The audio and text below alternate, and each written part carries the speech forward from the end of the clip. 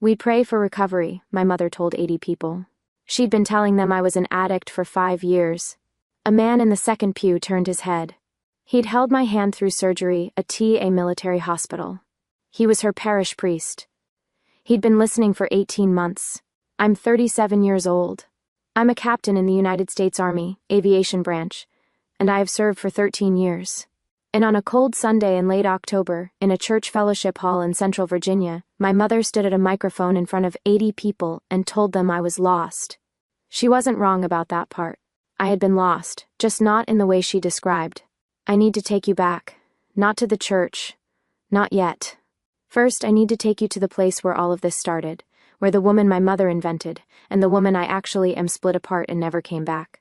Back together, Paktia Province, Eastern Afghanistan, October 14, 2018.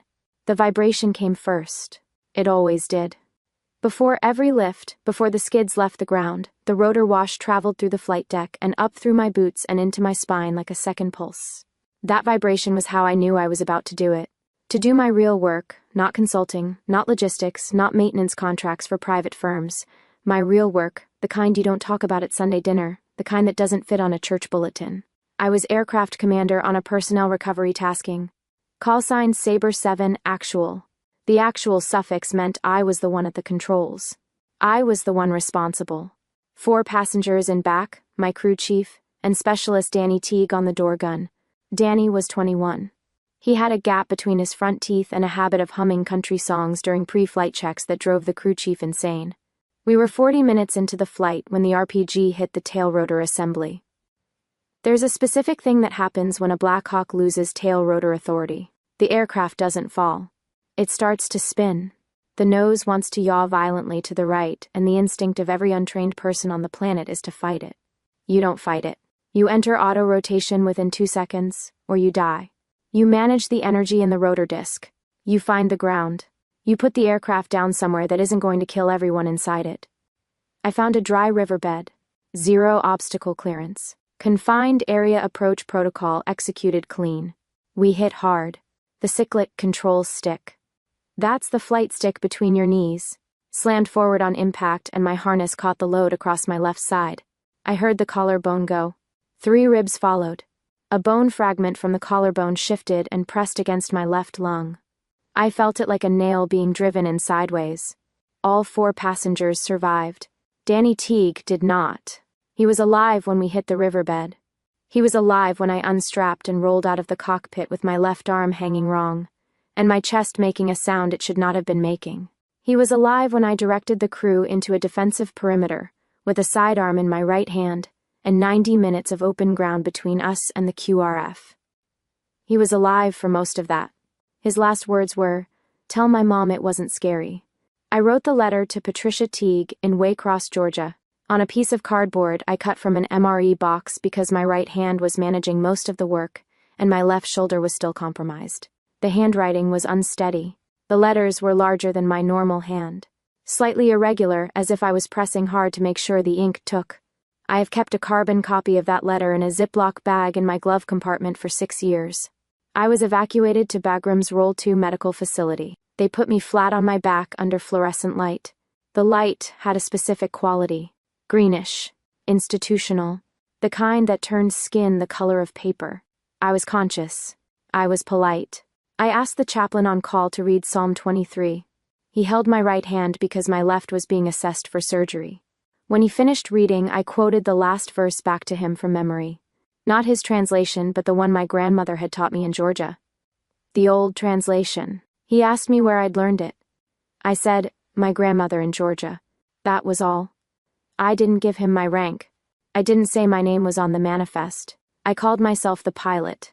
He told me his name. I don't remember it from that night. I would learn it again, 6 years later, in a very different room.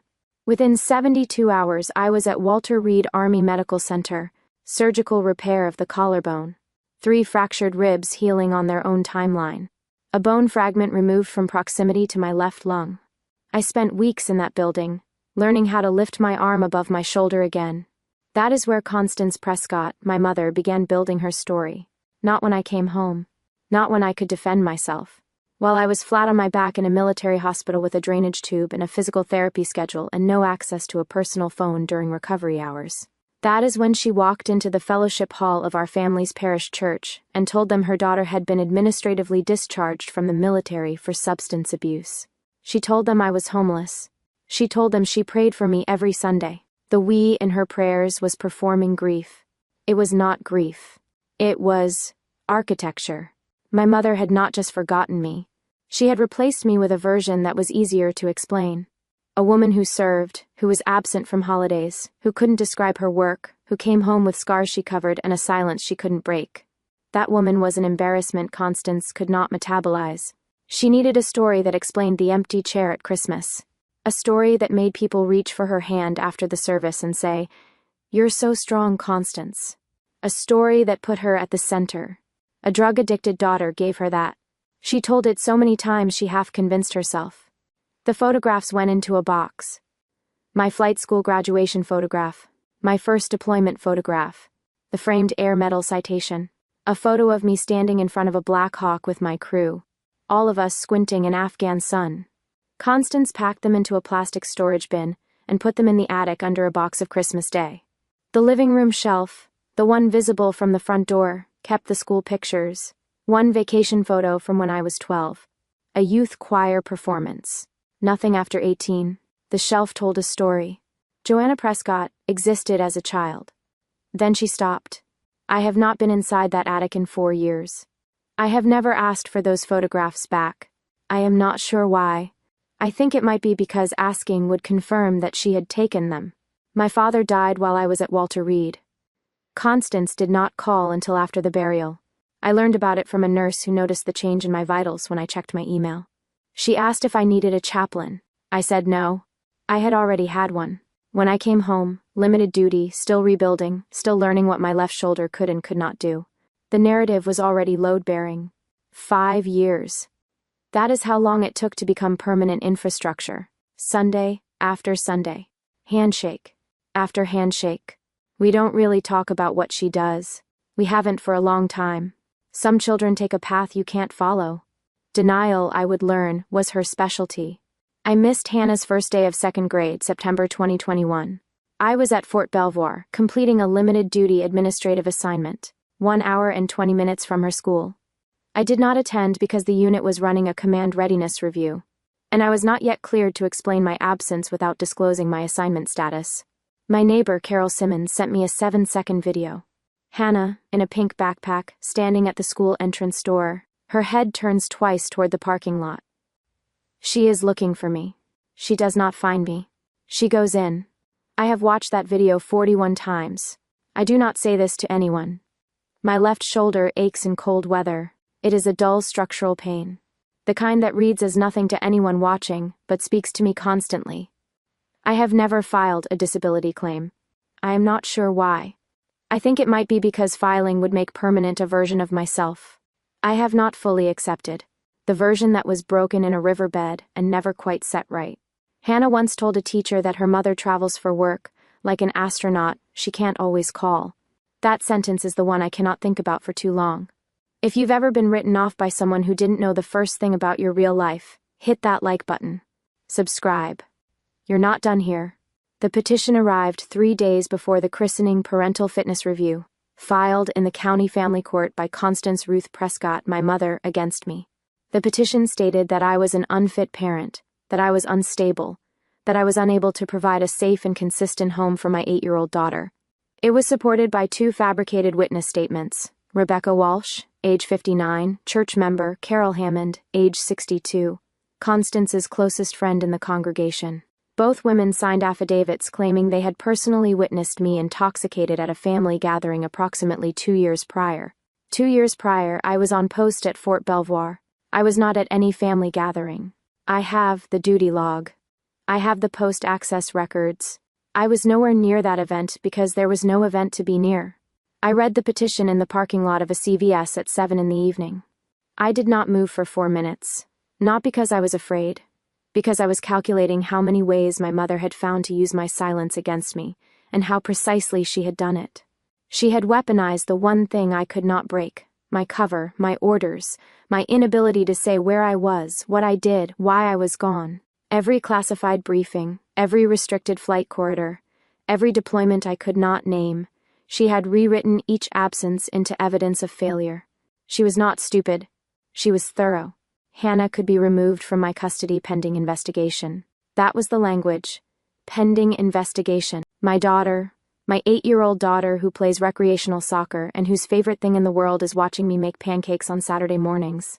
I folded the petition. I put it in my bag. I drove home. I made Hannah dinner. I read her a chapter of her book. I checked the locks. I sat on the edge of my bed in the dark, and I did not sleep. 3 days later, I walked into a church.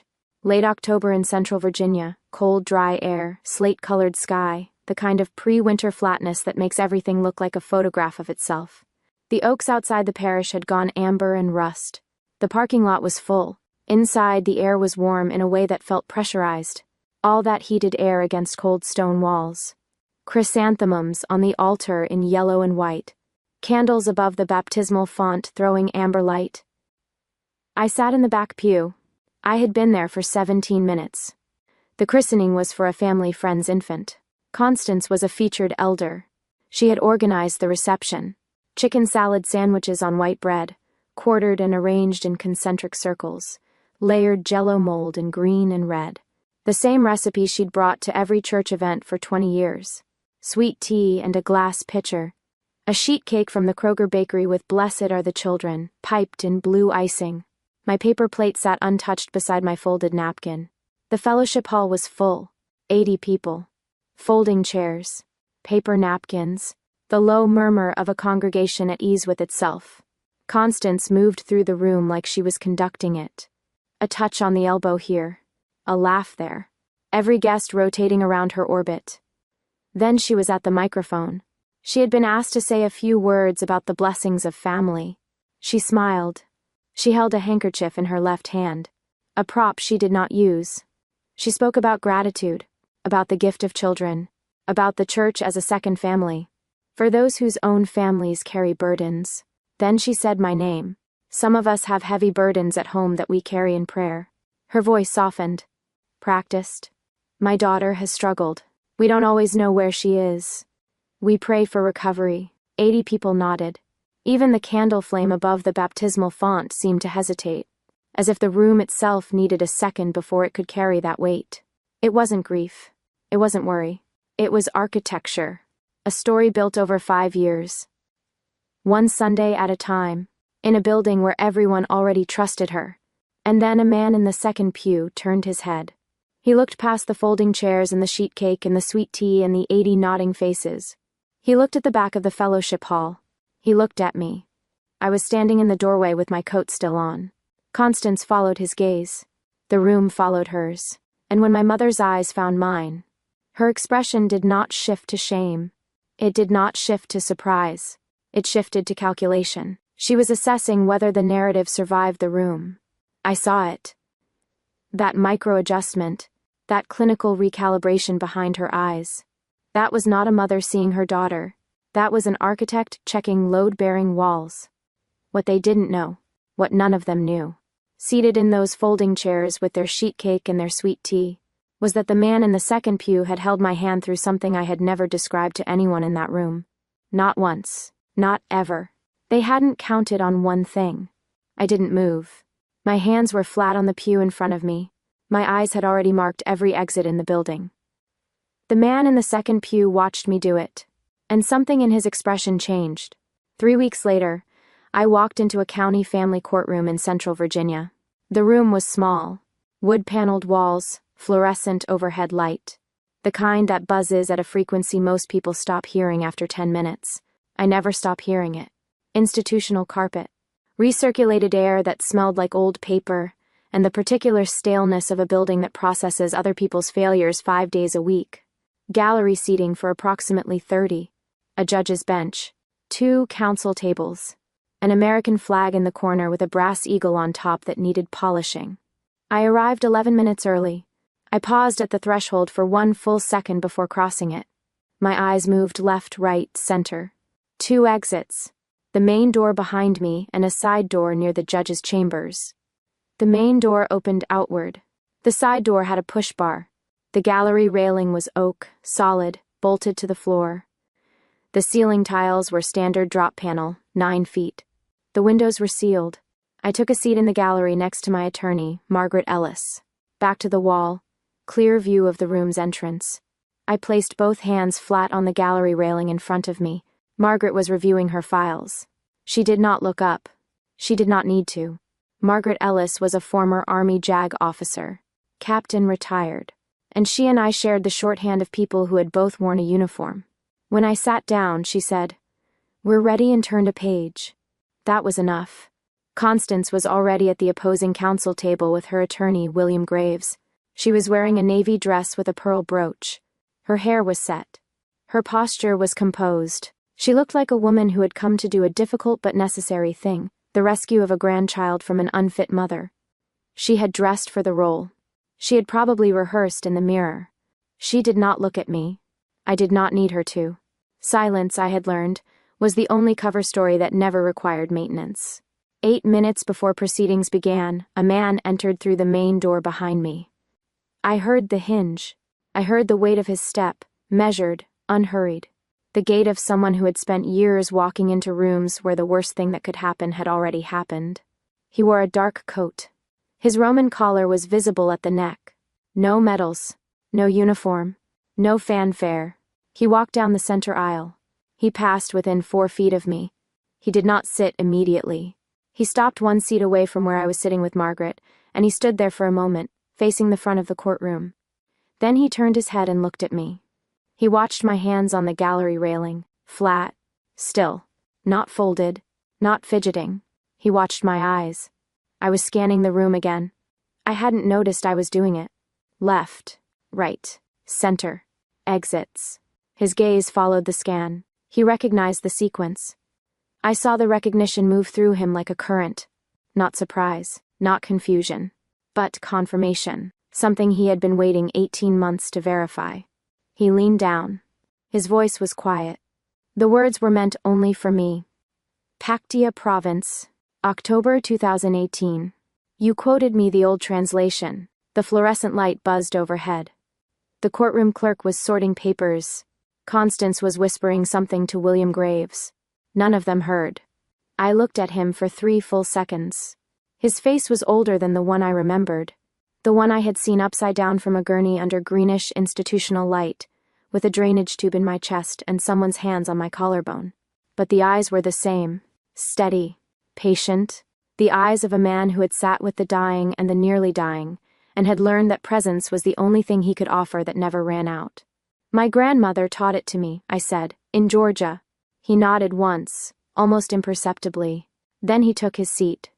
2 rows behind me on the aisle. That exchange took 11 seconds.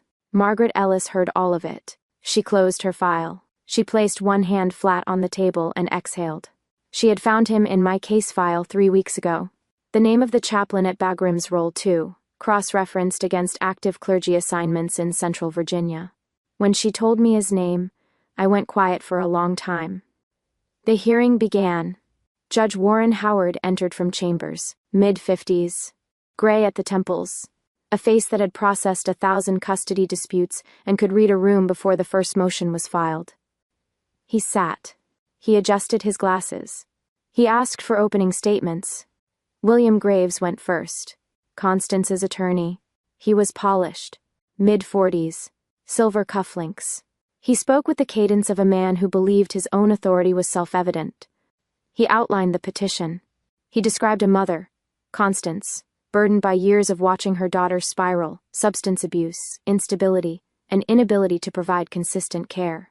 He referenced the 2 witness statements, Walsh and Hammond, and described them as credible community members with first-hand knowledge of Joanna Prescott's unfitness. He used the word pattern 4 times. He used the word concern 6 times. He used the word child 11 times. He did not use the word evidence once. Margaret's opening was 40 seconds long. She said the petition was based on fabricated testimony that the witnesses would recant or be impeached, and that the respondent, me, would provide military service records demonstrating that the factual basis of the petition was impossible. Judge Howard wrote something on his notepad. Then the testimony began. Rebecca Walsh was called first. She sat in the witness chair and held her purse on her lap, like it could protect her from what was coming. Margaret asked her 3 questions. The first: Mrs. Walsh, in your sworn statement, you indicated you observed Joanna Prescott intoxicated at a family gathering approximately 2 years ago. Can you tell me the date of that gathering? Rebecca looked at Constance. Constance did not look back. Rebecca said she didn't remember the exact date. Margaret produced a calendar. She produced my duty log from Fort Belvoir for the 6-month window around the claimed event. She produced post-access records showing I had not left the installation during that period. Rebecca Walsh's hands trembled. She said quietly, "Constance told me what to write." William Graves objected. Judge Howard sustained the objection on form, but the words were already in the room. They would not leave. Carol Hammond was next. She did not recant. She sat rigid in the chair and repeated her statement nearly word for word, as if reading from a script she had memorized. Margaret did not press her. She simply entered into evidence the same duty logs, the same post-access records, and a supplemental filing requesting the court refer Mrs. Hammond's testimony for review under Virginia's statute on fraudulent statements in custody proceedings. Judge Howard made another note. Then, it was my turn. I walked to the witness chair. I sat. I placed both hands flat on the table in front of me. Margaret asked me to state my name and occupation. I said, Joanna Prescott, Aviation Consulting, Contract Work. That was my cover. I held it because I had been holding it for 8 years, and because the habit of classified silence does not break in a courtroom. William Graves began his cross-examination. He leaned into it. He had prepared for a woman he believed was unstable, defensive, volatile. He expected me to crack. He started with the petition's language: instability, absence, lack of consistent parental presence. He asked why I had missed multiple family events. I said, work obligations. He asked what kind of work. I said, contract work, mostly logistics. He pressed harder. He referenced the Pactia crash, or what he knew of it, which was not much. He had obtained a fragment of my medical history through the petition process. Enough to know an aircraft had been involved. Enough to be dangerous with. He said, the record indicates your aircraft was destroyed in an uncontrolled crash in hostile territory. He let the word uncontrolled hang in the air. He was implying pilot error. He was implying recklessness. He was implying that a woman who crashes helicopters should not raise a child. My hands stayed flat on the table. I did not look at him when I answered. The aircraft sustained tail rotor authority failure from a direct RPG strike. Auto-rotation entry was initiated within 2 seconds of failure.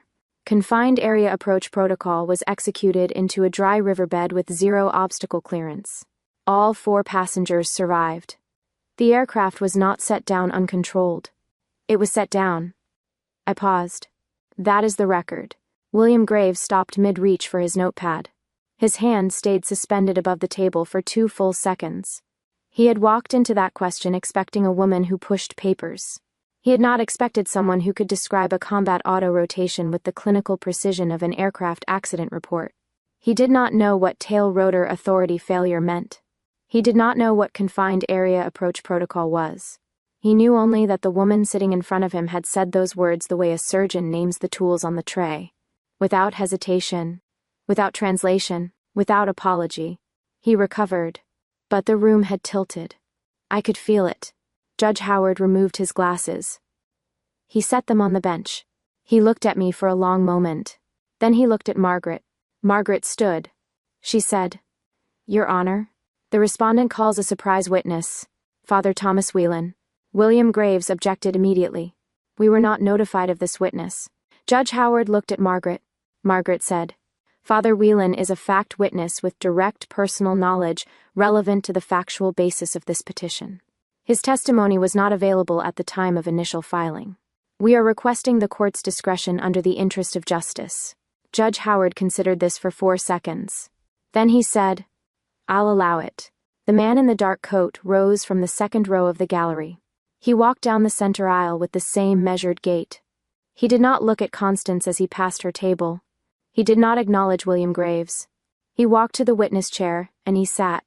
He folded his hands on the stand. He waited. Margaret said, "Please state your name and former occupation." "Father Thomas Whelan." His voice was even, measured.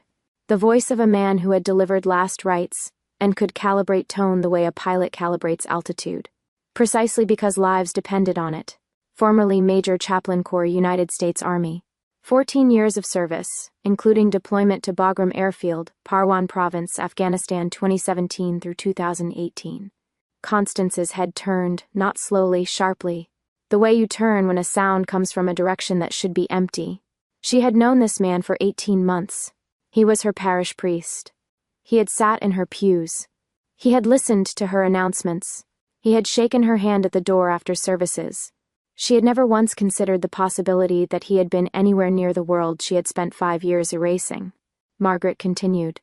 "Father Whelan, can you describe the circumstances under which you first encountered the respondent, Joanna Prescott?" Father Whelan did not look at his hands. He did not look at Constance. He looked at Judge Howard. "I was present at Bagram Roll, 2 medical facility on the night of October 14, 2018. I was the on-call chaplain. A medevac flight brought in casualties from a personnel recovery operation in Paktia province. One of the casualties was a rotary wing aircraft commander, with a shattered collarbone, 3 fractured ribs, and a bone fragment pressing against her left lung." He paused. "Not for drama, for accuracy. I held her hand through the surgical preparation.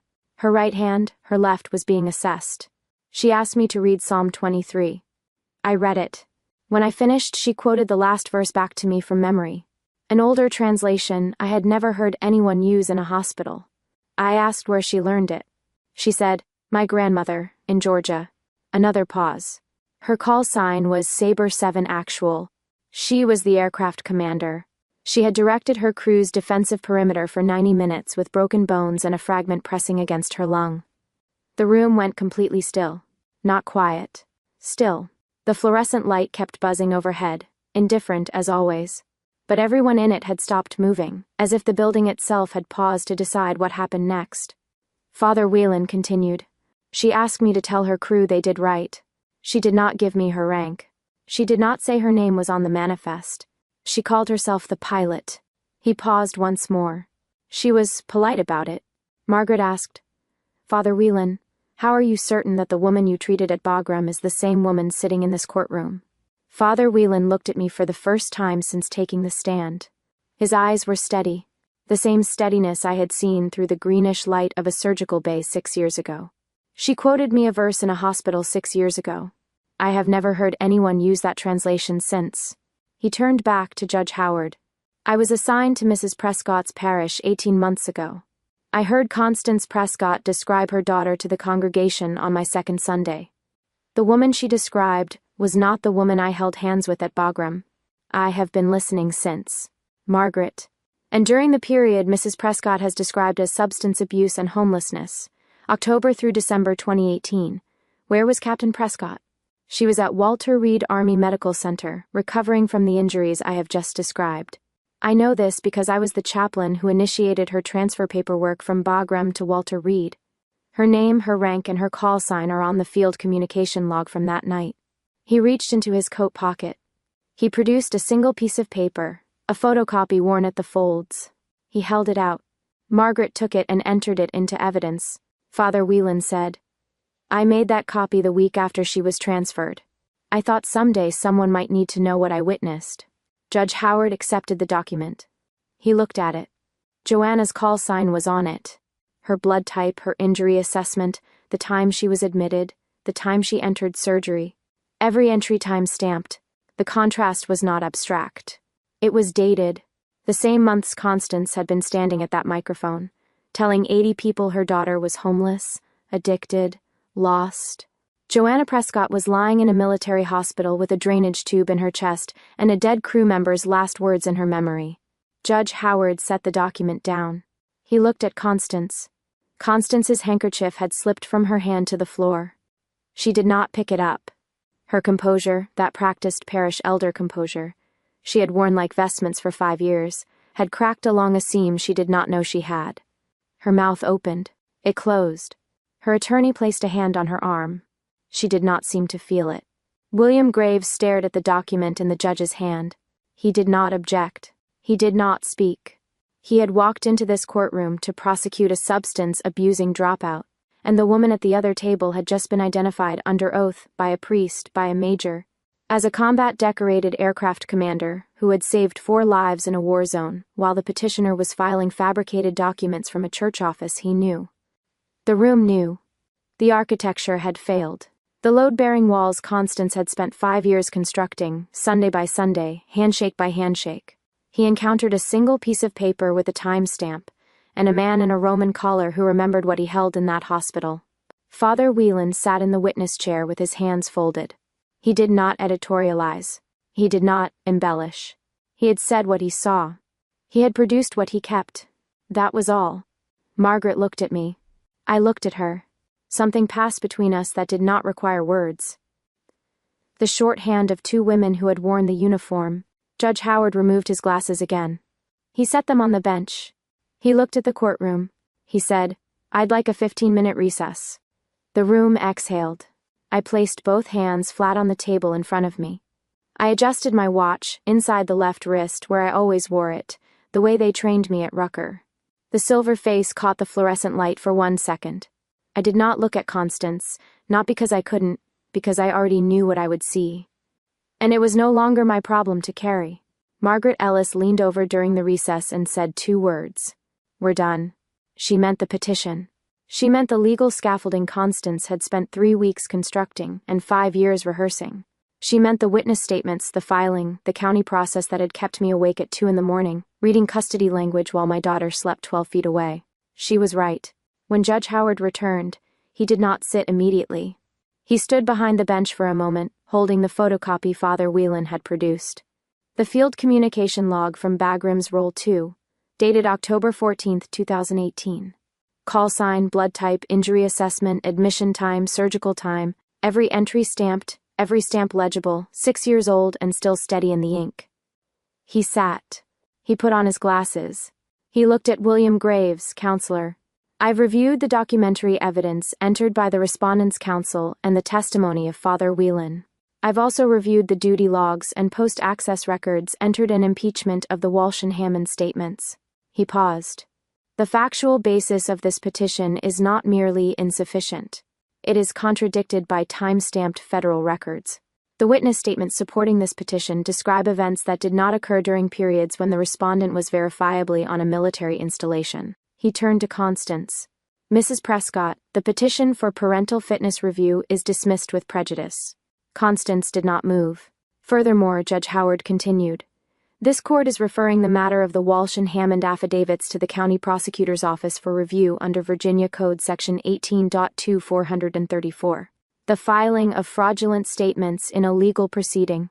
Mrs. Hammond's continued maintenance of her statement under oath compounds the court's concern." He sat down the document. He removed his glasses again and held them in one hand. "Captain Prescott." The word landed in the room like a stone dropped into still water. He had not called me that before. No one in that courtroom had. He had read it on the communication log. He had read Father Wieland's testimony, and he chose to use it now in front of everyone, including my mother. "Captain Prescott, the custody of your daughter is not and has never been in legal jeopardy from this petition. The record is clear. This matter is closed."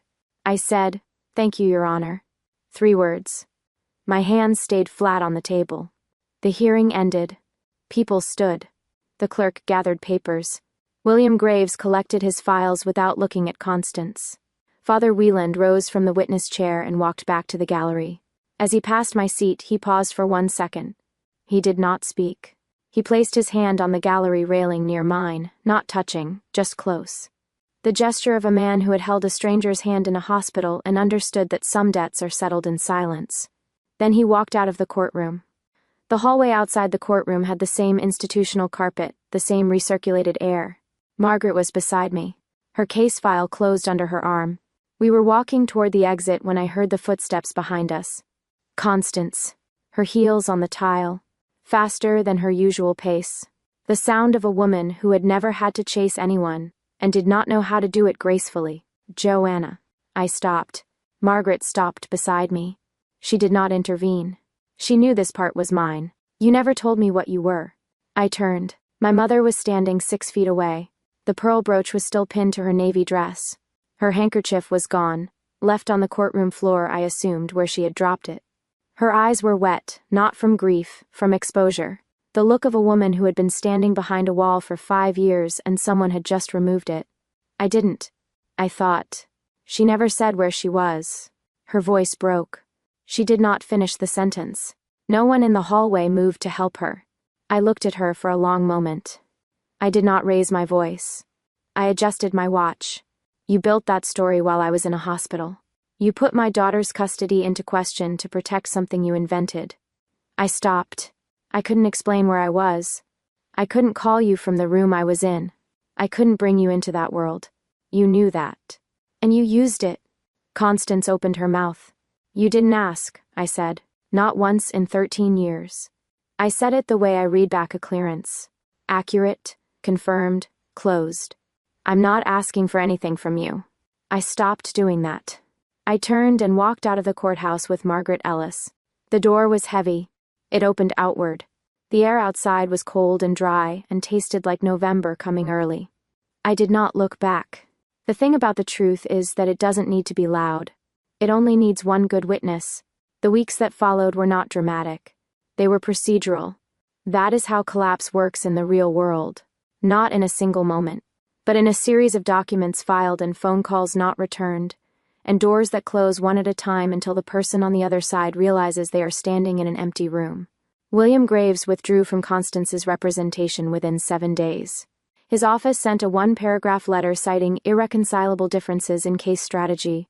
What it meant was that he had staked his professional credibility on a petition built from fabricated affidavits, and he needed distance before the prosecutor's review reached his name. Rebecca Walsh's recantation was entered into the formal court record. Constance told me what to write.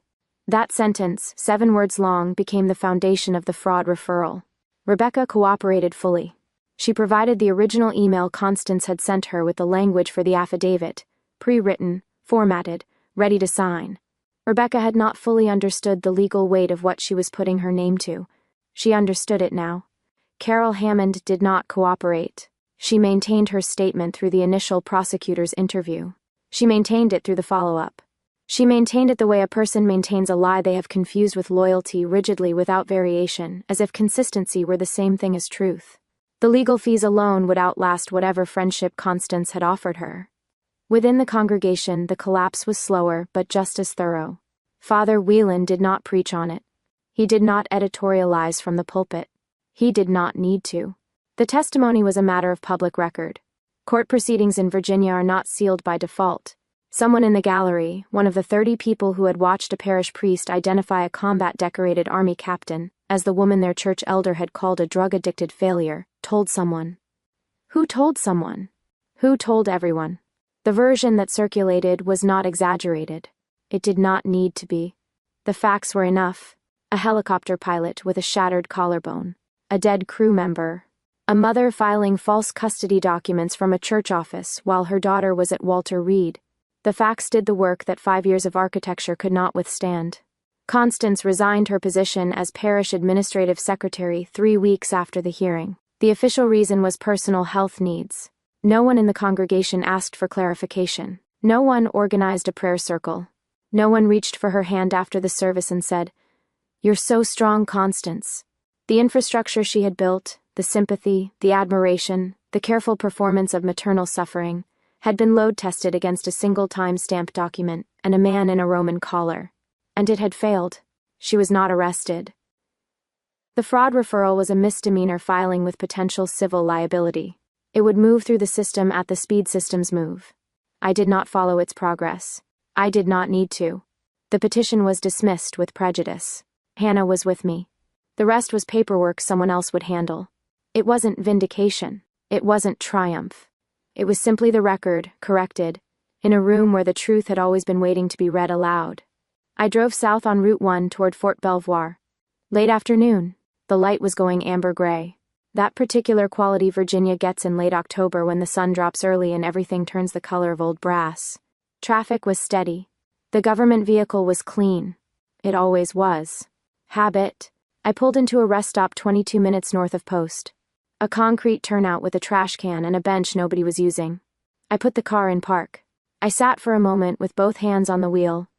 My left shoulder ached. It always did in the cold. The dull structural pain that nobody sees and I never mention. The scar runs 5 inches from my left clavicle toward my shoulder blade. Every piece of clothing I own covers it. I sleep on my right side exclusively. These are the terms of the arrangement I made with a dry riverbed in Pakti province 6 years ago. I have never renegotiated. I opened the glove compartment. There is a folded piece of cardboard inside. Not an envelope. Not a folder. A piece of cardboard cut from an MRE box worn at the folds kept in a Ziploc bag for moisture protection. I took it out. I unfolded it carefully. The handwriting is unsteady. My right hand was managing most of it. My left shoulder was still compromised. The letters are larger than my normal hand, slightly irregular, as if I was pressing hard to make sure the ink took. Dear Mrs. Teague, my name is Joanna Prescott. I was Danny's aircraft commander. I want to tell you something true about your son. I read all of it. I have it memorized. I read it anyway. Danny Teague was 21 years old. He had a gap between his front teeth and a habit of humming country songs during pre-flight checks. He died on a medevac flight in my aircraft. His last words were, "Tell my mom it wasn't scary." I wrote this letter on a piece of MRE cardboard because my arm could not hold a pen steady enough for paper. I have kept the carbon copy for 6 years in a Ziploc bag in the glove compartment of whatever vehicle I was assigned. It has traveled with me from Walter Reed to Fort Belvoir to 3 temporary duty stations. It will travel with me until I stop. I refolded it. I slid it back into the Ziploc. I closed the glove compartment. I sat in the silence for 1 more minute. The amber light came through the windshield and settled on my hands, still on the wheel. I thought about Hannah. I thought about Saturday morning. I thought about pancakes. I thought about an 8-year-old girl who would never have to ask where I am. The promotion board for major is sitting. I know this. I do not talk about it. The Walter Reed recovery window and the limited duty assignment created a gap in my evaluation reports that cost me 1 selection cycle. I was passed over once. I am in the zone again. Whatever happens with that will happen on its own timeline. I have learned that some things move at the speed they move and pushing does not help. I pulled out of the rest stop. Fort Belvoir was 22 minutes away. My name was on the scheduling board in the squadron ready room. I was back on the flight roster tomorrow at 0530. The professional world, the only world that has always known exactly who I am, was waiting. The amber light on the highway looked like rotor wash in a dry riverbed. I did not slow down. There is a carbon copy of a letter that still shakes in the handwriting, and a scheduling board that still has my name on it, and a daughter who will never have to ask where I am. That is enough. That has always been enough. I work at a post in Virginia now. No announcements, no church bulletins. Just Joanna. If you enjoyed this story about quiet competence winning over loud arrogance, hit that like button and let me know what you think in the comments. And if you haven't subscribed yet, make sure to subscribe daily Reddit readings for more stories just like this one.